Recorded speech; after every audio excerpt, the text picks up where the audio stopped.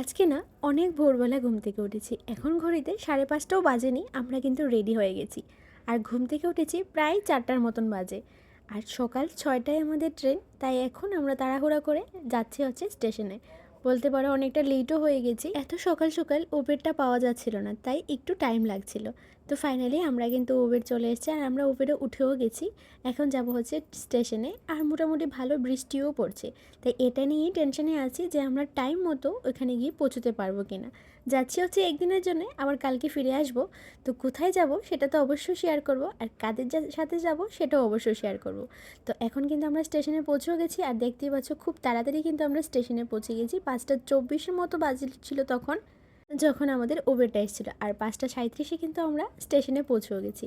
আর মোটামুটি আমরা এখন রেলে উঠেও পড়েছি। শুনেছি এই ট্রেনটা নাকি 1 মিনিটও লেট করে না, ঠিক 6টায় নাকি এই ট্রেনটা ছেড়ে দেয়। ঠিক সত্যি কথাই, 6টা বাজতে বাজতেও রেলটাও কিন্তু ছেড়ে দিয়েছে। তো আমরা কোথায় যাব সেটা তো অবশ্যই শেয়ার করব, তার জন্য কিন্তু পরবর্তী ভিডিওটা তোমাদের দেখতে হবে। টাটা।